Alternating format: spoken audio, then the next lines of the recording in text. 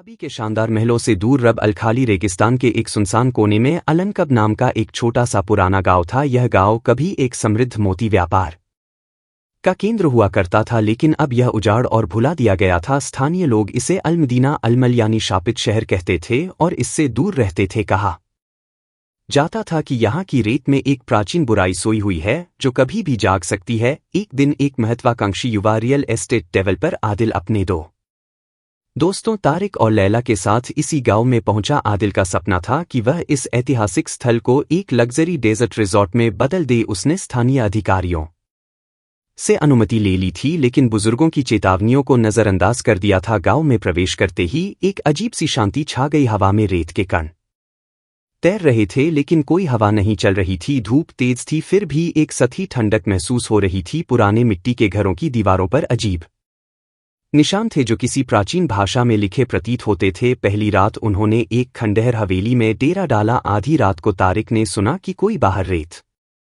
पर चल रहा है। एक भारी घिसटने वाली आवाज। उसने खिड़की से झांका, लेकिन कुछ नहीं दिखा, सिर्फ रेत के टीलों पर चांदनी की छाया लहरा रही थी। अचानक उसे एक आकृति दिखाई दी, लंबी पतली, जिसका शरीर रेत जैसा बनावट लिए हुए था और चेहरे पर सिर्फ दो गहरे काले खाली स्थान थे जो आंखें लगते थे। वह आकृति सीधे हवेली की ओर देख रही थी। तारिक की सांस रुक गई। जैसे ही वह आदिल को जगाने के लिए मुड़ा, वह आकृति गायब हो गई। अगली सुबह तारिक ने सब कुछ बताया, लेकिन आदिल ने इसे थकान और रेत के तूफान का भ्रम बताकर टाल दिया। लेकिन लैला, जो एक फोटोग्राफर थी, ने अपने कैमरे की रिकॉर्डिंग चेक की।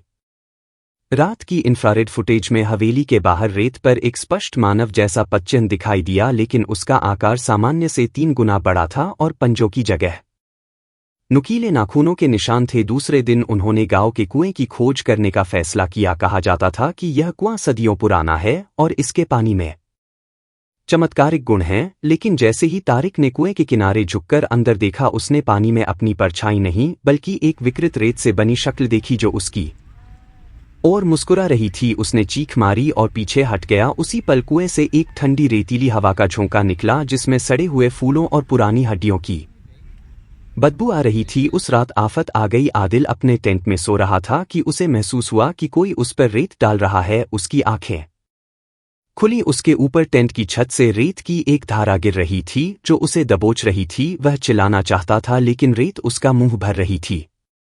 वह छटपटाया, लेकिन रेत ने उसे जकड़ लिया जैसे कोई जीवित प्राणी उसे निगल रहा हो। तारिक और लैला ने उसकी हलचल सुनी और उसे बाहर खींच लिया। आदिल का चेहरा सफेद पड़ गया था, उसकी आंखों में एक गहरा डर समाया हुआ था। उसके शरीर पर रेत के निशान थे जो उंगलियों के निशान जैसे लग रहे थे। अब वे समझ गए कि यह कोई दुर्घटना नहीं है, गांव में कुछ बुरा था। वे भागने का फैसला करने लगे, लेकिन उनकी जीप का इंजन चालू नहीं हुआ। रेडियो पर सिर्फ स्थिर आवाज आ रही थी, जिसमें कभी कभी एक धीमी रिसती हुई आवाज सुनाई देती थी जो प्राचीन अरबी में कुछ बुदबुदाती प्रतीत होती थी। तीसरी रात वह आ गया।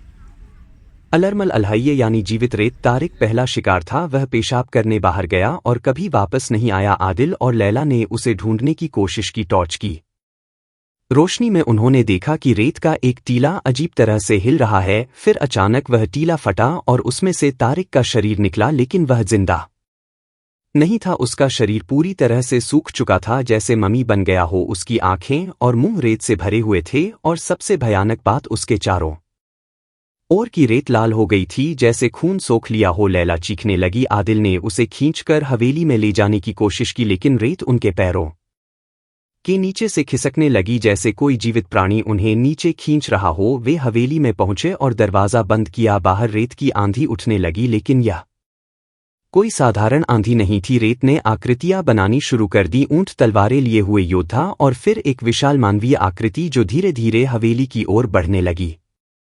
हवेली के अंदर लैला ने पुराने कागजात ढूंढे। वे एक प्राचीन अरबी भाषा में लिखे थे जिसे वह बमुश्किल समझ पाई, लेकिन एक चित्र स्पष्ट था, एक देवता जो रेत से बना था और उसे मनुष्यों की बलि चढ़ाते हुए दिखाया गया था। शिलालेख में लिखा था, जो कोई भी अलनकब की पवित्र भूमि को अपवित्र करेगा, उसे अलरमल अलहैया की भुजाओं में आश्रय मिलेगा। उसकी आत्मा रेत में समा जाएगी और उसका रक्त हमारी भूमि को रंग देगा। अब आदिल और लैला अकेले थे। बाहर रेत का दानव दरवाजे पर प्रहार कर रहा था। लकड़ी के दरवाजे पर दरारें पड़ने लगीं। आदिल ने कहा, हमें कुएं तक जाना होगा, शायद वहीं इसका रहस्य है। वे पीछे के दरवाजे से निकले और कुएं की ओर भागे। रेत उनके पैरों को जकड़ रही थी और हवा में रेत के कण उनकी आंखों और फेफड़ों में घुस रहे थे। पीछे से वह विशाल आकृति उनका पीछा कर रही थी, जिसके कदमों से पूरी जमीन कांप रही थी। वे कुएं तक पहुंचे। आदिल ने कुएं में झांका। पानी अब काला और स्थिर हो गया था। लैला ने चिल्लाकर कहा, इसमें कुछ लिखा है।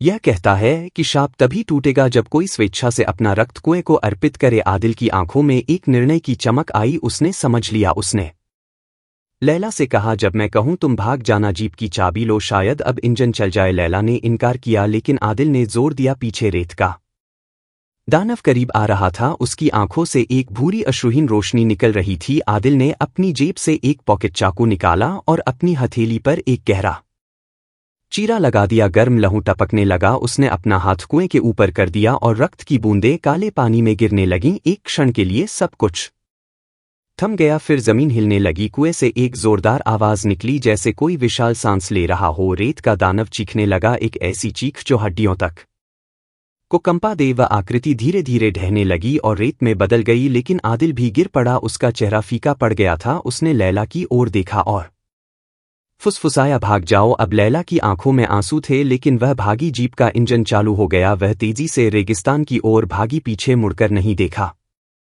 जैसे ही वह गांव की सीमा से बाहर निकली, उसने देखा कि पूरा अलनकब गांव रेत के एक विशाल तूफान में लिपट गया है, जो धीरे धीरे शांत हो रहा है।